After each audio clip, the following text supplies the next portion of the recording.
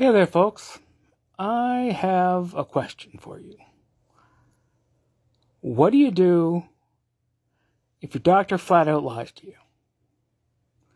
I was just on the phone with my doctor, I won't name names, and we were talking about my A1C. I'm diabetic, A1C, you either know what it is or you don't.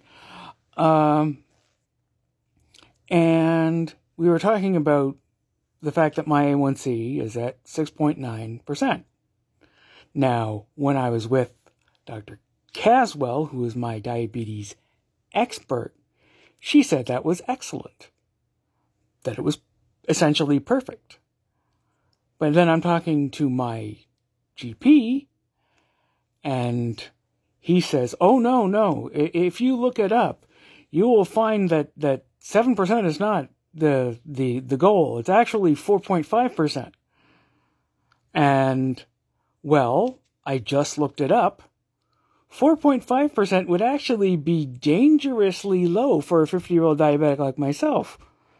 It wouldn't be hypoglycemic by itself, but I wouldn't be very far. Like one skip meal and I would have too low blood sugar and I would probably crash. So, like, what the fuck, right?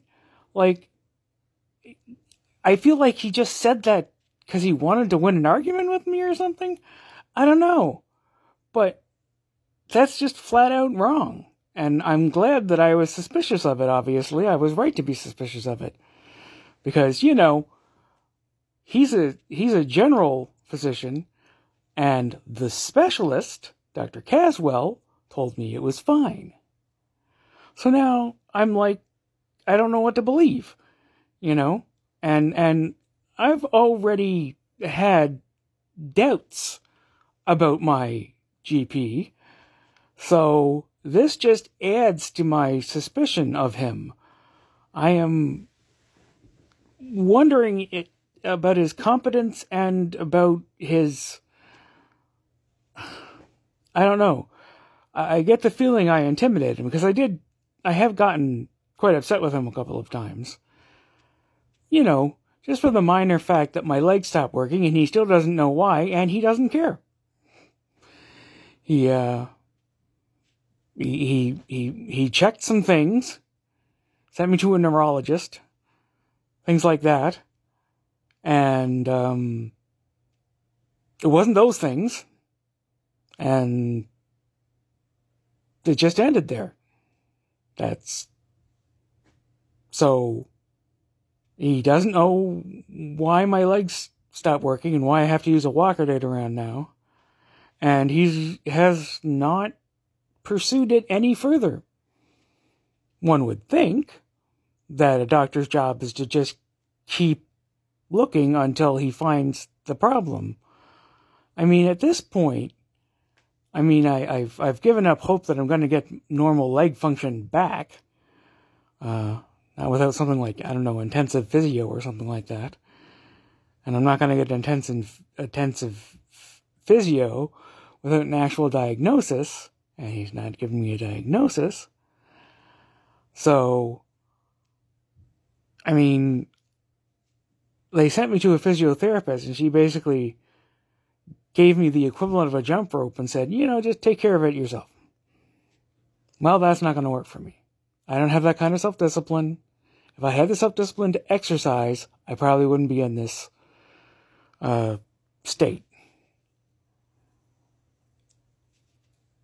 Yeah, so that and some other things with this GP of mine.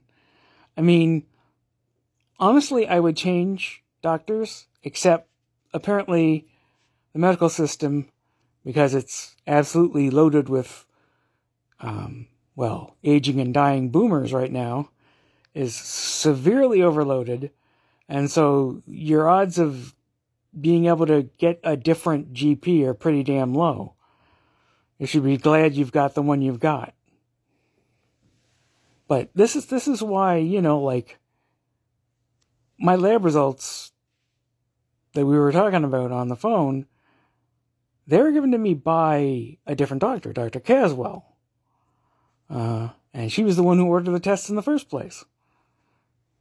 At least she shows an interest. Anyway,